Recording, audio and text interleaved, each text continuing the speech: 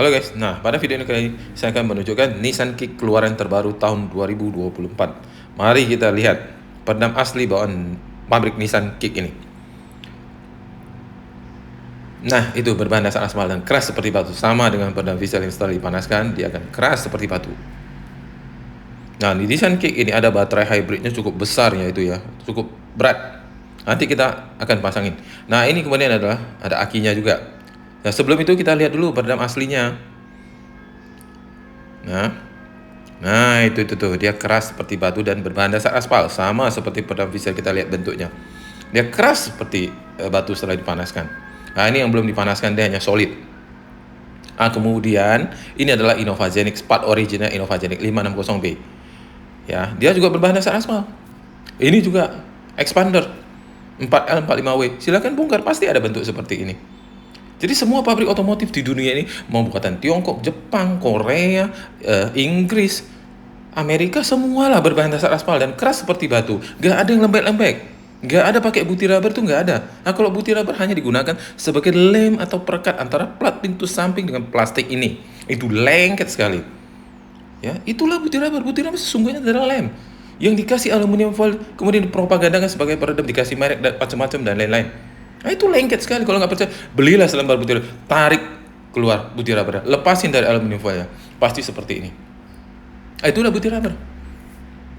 Ya, jadi kita harus mengerti peredam mobil dalam arti sesungguhnya. Jangan semua yang dimasukkan dalam kabin dijadiin peredam. Bukan begitu pemahamannya. Nah, ini adalah plat pintu samping bagian luar yang sudah kita pasang dengan peredam Fisher. Lihat tuh, semua tulang terbungkus dengan rapi dan sempurna. Dan ini tentunya bergaransi seumur hidup. Tidak akan lepas, tidak akan rusak. Oke? Nah, ini adalah proses ya pemasangan peredam Fisher bertahap. Jadi peredam Fisher atau peredam yang asli ini harus dipanaskan sampai dia matang. Tujuannya adalah apa? Supaya peredamnya bisa mengeras. Dengan tujuan adalah mencegah vibrasi dan friksi mobil secara baik dan sempurna. Kalau di pabrik otomotif dipanaskan dengan cara di oven. Bawaan pabrik itu semua pabrikan otomotif biasanya ada. Bentuknya sepotong-sepotong dan adanya biasanya pada area lantai saja. Biasanya tempat lain tidak ada. Silakan dibongkar kalau tidak percaya, pasti ada mobil generasi tua atau generasi baru, semuanya ada. Dan pasti berbahan dasar aspal. Tidak ada yang namanya butir rubber, itu tidak ada. Dari dulu sampai sekarang, peredam yang asli tetap berbahan dasar aspal dan keras seperti batu. Sedangkan butir rubber dari dulu sampai sekarang tetap jadi perekat antara plat pintu samping dengan plastik penutup bolongan-bolongan yang ada dudukan spekernya. Nah, jadi beginilah proses pasang peredam yang asli. Dia harus dipanaskan. Jadi untuk proses pemasangan peredam asli itu tidak semudah yang dibayangkan, tapi harus dipanaskan sampai dia matang dan digosok supaya dia bisa nempel sempurna kepada platnya. Nah, itulah fungsi peredamnya, cara pemasangan yang benar. Jadi bukan seperti pasang butir rubber yang tinggal ditempel, di roll, kemudian sudah selesai. Bukan seperti itu. Ya. Jadi makanya kenapa banyak sekali orang yang tertarik jual bahan propaganda berupa butir rubber. Masangnya simple, tidak perlu skill. Tinggal digosok jadi. Pasang peredam mobil yang asli belum tentu. Tidak semudah itu. Ya. Jadi pemilik mobil lah yang sebenarnya harus paham arti peredam sesungguhnya itu seperti apa. Nah, itu bertahap, itu dipanaskan. Jadi ini prosesnya cukup lama, cukup panjang. Jadi bukan tempel roll jadi selesai sehari kelar, itu tidak bisa. Ya, ini kita lihat itu yang sudah dipanaskan. Dia akan berubah warna jadi hitam pekat. Nah, itu nanti harus digosok lagi kalau ada udara, harus dikeluarin supaya dia benar-benar nyatu ke platnya. Tujuannya kembali lagi yaitu mencegah vibrasi dan friksi yang ditimbulkan oleh si mobil. Karena yang bikin mobil berisik memang adalah akibat vibrasi dan friksi dari mobil itu sendiri, bukan yang lain. Nah, ini kan ada baterai hybridnya di depan. Di balik baterai hybridnya itu juga kita pasang dengan peredam Fisher. Jadi ini cukup luas. Jadi baterai hybrid ini tidak perlu kita lepas. Hanya kita ganjel dengan balok agar tangan kita bisa masuk, kemudian bisa kita panaskan peredamnya. Karena kalau nggak bisa dipanaskan, tentu percuma, dia nggak bisa keras. Nggak bisa keras, berarti dia tidak bisa menahan vibrasi mobil secara baik dan sempurna.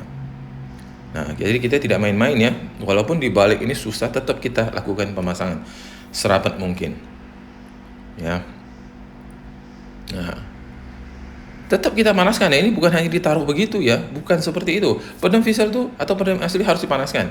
Jadi pemanasan itu tujuannya adalah untuk supaya bikin dia merekat sempurna di plat dan mengeras peredamnya.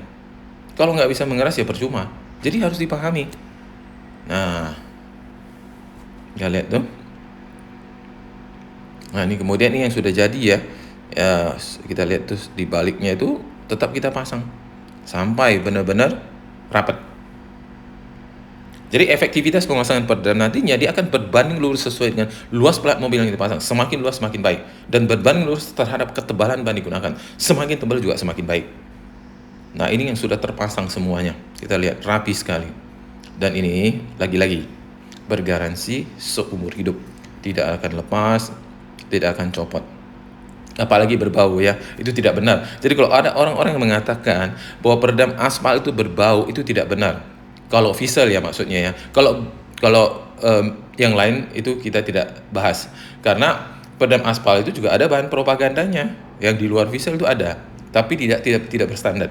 Jadi peredam mobil yang asli itu tentu harus memiliki kriteria dan standarisasi yang berlaku. Tidak semua bahan aspal boleh dijadikan peredam mobil. Ya. Atau semua barang yang dimasukkan dalam kabin bisa jadi peredam mobil. Bukan itu pemahamannya. Jadi tentu harus memiliki kriteria. Sama seperti Fiesel ini sudah memenuhi standar JASO M32983 atau reference standarnya adalah ISO 3795. Ya, sudah lulus tes suku Vindo dan SGS serta bergaransi seumur hidup. Ya, jadi yang peredam yang asli yang dijual di aftermarket sudah dipastikan adalah Fiesel. Nah, sekarang pemilik mobil yang harus paham. Jadi jangan sampai terjebak kepada bahan-bahan propaganda. Nah, itu lihat, itu dia tadi ada tempat itu kita lepasin dan kita pasang semua. Jadi benar-benar rapat lah. Tidak ada yang kita skip. Selama itu kita bisa pasang, kita akan lakukan pemasangan. Jadi kita tidak main-main di dalam proses pemasangan peredam mobil.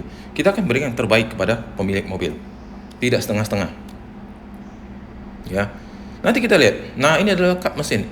Ini kap mesin ini dia memang sulit, ini seperti berjenjang ya, bertingkat. Kita lihat itu semua di dalam juga kita pasang dengan peredam mobil yang asli, yaitu peredam Fiesel. Yang ini yang kita gunakan adalah Fiesel M.